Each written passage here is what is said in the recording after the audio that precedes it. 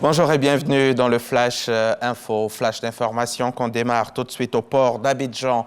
Le vice-président de la République y était hier pour inaugurer le deuxième terminal à conteneurs du port autonome d'Abidjan. Un outil qui vient accroître la performance de ce port qui se positionne déjà comme l'un des plus compétitifs en Afrique. C'est un investissement de 596 milliards de francs CFA.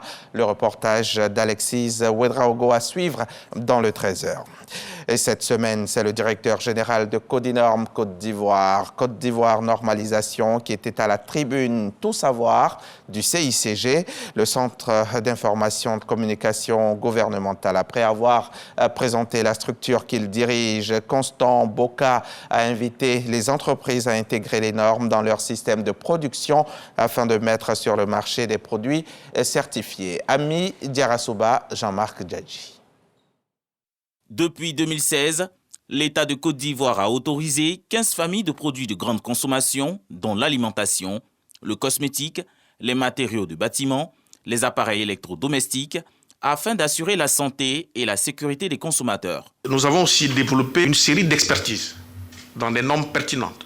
Par exemple, sur la sécurité sanitaire des aliments, la norme ISO 22000, sur le management de l'énergie, l'ISO 50001, le management anticorruption, l'ISO 37001, et puis tout ce qui est développement durable des communautés territoriales, l'ISO 37101. Ça veut dire qu'aujourd'hui, on a la capacité d'accompagner toutes nos communautés territoriales à un développement durable. Au cours de ces échanges, il encourage les entreprises à se référer aux normes afin de mettre sur le marché des produits certifiés. Les produits les plus basiques que nous avons lorsque vous les expédiez à l'extérieur, que ce soit les marchés régionaux, les marchés extérieurs, ont besoin d'un passeport pour circuler, c'est la certification, c'est la conformité à des normes.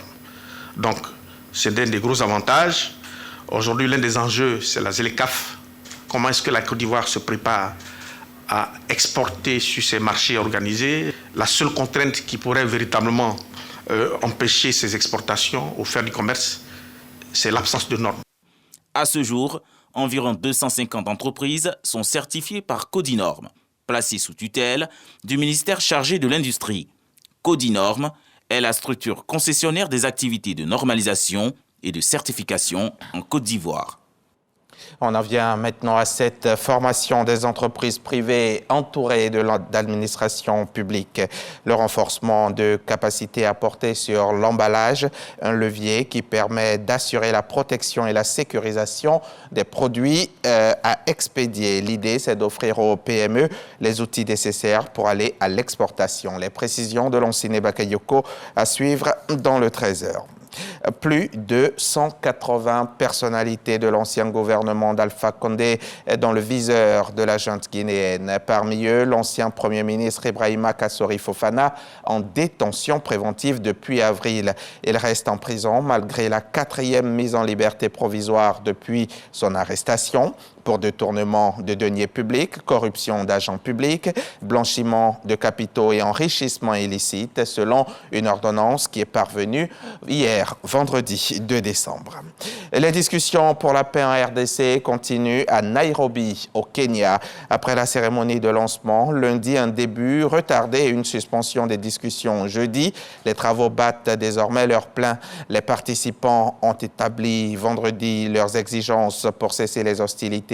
Certains déplorant des représentants des groupes armés ne sont pas représentés, comme le M23 qui n'a pas respecté les conditions du communiqué de Luanda selon Kinshasa. Parmi les quelques 200 participants, la délégation de la communauté Banyamulenge a, elle, annoncé la suspension de sa participation aux discussions de cette semaine, dénonçant une attaque de plusieurs groupes armés dans des villages Banyamulenge le 30 novembre. Plus de 4,5 tonnes de cocaïne ont été saisies mercredi 30 novembre par la marine française dans le golfe de Guinée. La cargaison de drogue d'une valeur d'environ 150 millions d'euros, soit plus de 100 milliards de francs CFA, se trouvait à bord d'un remorqueur brésilien et a été découverte lors d'une opération menée dans le cadre d'une enquête internationale en coopération notamment avec les autorités brésiliennes et américaines. Le navire brésilien de 21 mètres était surveillé depuis plusieurs jours. À tout à l'heure pour le point complet de l'actualité. C'est à 13h.